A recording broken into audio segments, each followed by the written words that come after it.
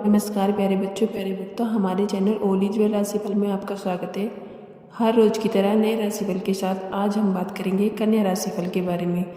जानेंगे 1 मार्च से 31 मार्च तक कन्या राशिफल के लिए मार्च का महीना कैसा रहेगा और विस्तार से जानेंगे आपके कार्य क्षेत्र के तौर से, स्वास्थ्य के तौर से, करियर के तौर से, आर्थिक स्थिति आपकी कैसी रहेगी, पारिवारिक जीवन, वैवाहिक जीवन कैसा रहेगा, क्या नए बदलाव आएंगे, क्या उतार चढ़ाव होगा। इन्हीं सबको हम विस्तार से जानेंगे और अंत में हम आपको बताएंगे उपाय, इसीलिए अंत तक जुड़े रहें। आइए जानते हैं। कन्या राशि के लिए यह मार्च का महीना निजी मामलों में बहुत अनुकूल रहने की संभावना है, जबकि करियर के सिलसिले में थोड़ा ध्यान देना होगा। आपका स्वास्थ्य कमज़ोर रह सकता है, इसलिए आपको अपनी योजनाओं को सही सोचकर ध्यान में रखना होगा। यदि आप अपने स्वास्थ्य पर ध्यान नहीं देंगे तो कुछ समस्याएं बढ़ सकती हैं।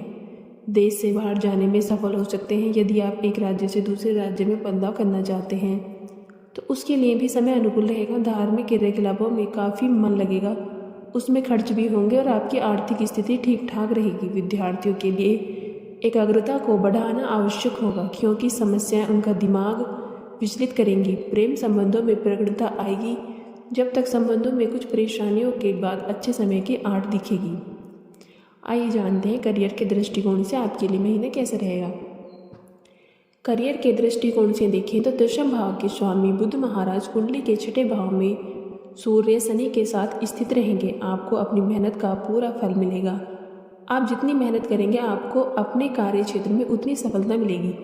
लेकिन एक बात का ध्यान रखना होगा कि किसी से भी भावावेश में आकर कुछ उल्टा सीधा ना बोलें, क्योंकि इससे आपके करियर पर असर पड़ सकता है।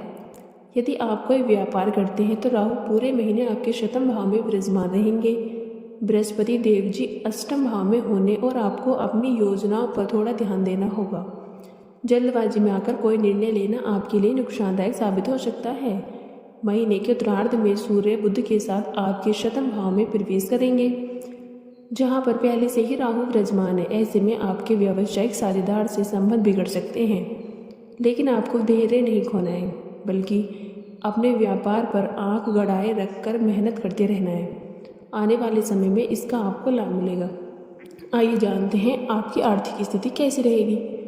महीने की शुरुआत में मंगल शुक्र पंचम भाव में बैठकर आपके 1 भाव को देखेंगे। इससे आपकी आमदनी में अच्छी बढ़ोतरी देखने को मिलेगी। व्यवसाय से भी अच्छा लाभ होगा, उससे आप लाभान्वित होंगे। आप यदि नौकरी करते हैं तो अभी आपको कुछ प्रतीक्षा करनी होगी, लेकिन आपको बचत योजनाओं का लाभ मिल सकता है।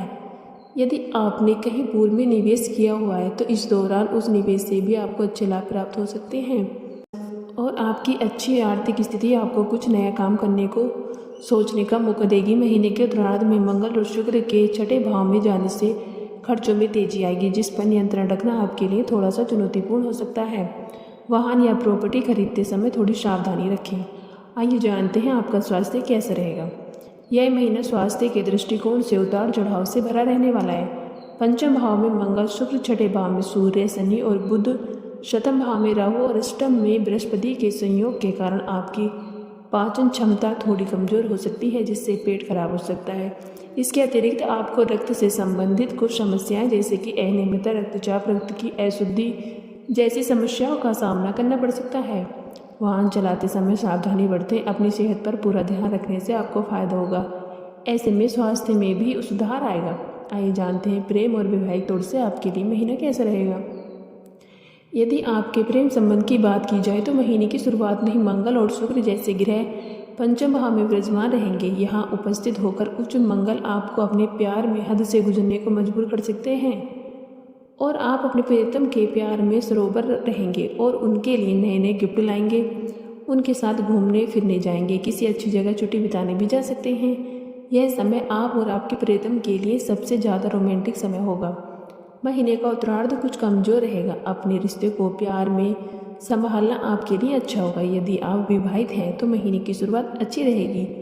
आपसी संबंधों में प्रगाढ़ता बढ़ेगी और आप और आपके जीवन साथी के मध्य संबंध कुछ अच्छे चलेंगे। लेकिन महीने के उत्तरार्ध में 14 मार्च को सूर्य आपके शतम भाव में राहु के साथ स्थित होंगे, तो वह समय वैवाहिक जीवन में तनाव बढ़ा सकता है और आपके जीवन साथी के व्यवहार में बदलाव आ सकता है और उसका असर आपके वैवाहिक जीवन पर प्रतिकूल रूप से पड़ सकता है। आपको धैर्य से काम लेना होगा। जीवन साथी के स्वास्थ्य को भी ध्यान में रखें और उनकी बातों को ध्यानपूर्वक सुने और उन्हें समय दें। आइए जानते हैं पारिवारिक तौर से आपके लिए महीना कैसे रहेगा। यह महीना पारिवारिक जीवन में कुछ खुशियाँ लेकर आ सकता है। महीने की शुरुआत में देवगुरु बृहस्पति अष्टम भाव में विराजमान होकर आपके द्वितीय और चतुर्थ भाव को पूर्ण दृष्टि से देखेंगे। ससुराल पक्ष से भी अच्छे संबंध रहेंगे और उन लोगों का आपके परिवार के लोगों से भी अच्छा संबंध इससे दिखेगा, जिससे आपके परिवार में भी खुशियाँ रहेंगी। परिवार के कुटुंब के लोग आपसी विचार विमर्श से हर समाधान पर काम करेंगे, जिससे चुनौतियाँ कम होंगी और वाद विवादों में कमी आएगी। माता पिता का स्वास्थ्य अनुकूल रहने से आपको सुकून की अनुभूति होगी। हालांकि पारिवारिक संपत्ति को खरीदने के संबंध में थोड़ा ध्यान देना होगा। आगे भी कुछ चुनौतियां सामने होंगी। भाई बहनों से आपके संबंध महीने के पूर्वार्ध में अनुकूल रहेंगे, लेकिन महीने के उत्तरार्ध में कुछ कहासुनी हो सकती है। आपकी राशि में केतु की उपस्थिति के कारण आपके आसपास के लोग आपको कम समझ पाएंगे, इसीलिए उन्हें अपने बारे में बात करने का मौका दें और उनसे घुल मिल कर रहें। इससे परिवार का माहौल सकारात्मक रहेगा। आइए जानते हैं उपाय। बुधवार के दिन गौ माता को साबुत मूंग की दाल खिलाएं। किन्नरों से आशीर्वाद प्राप्त करें।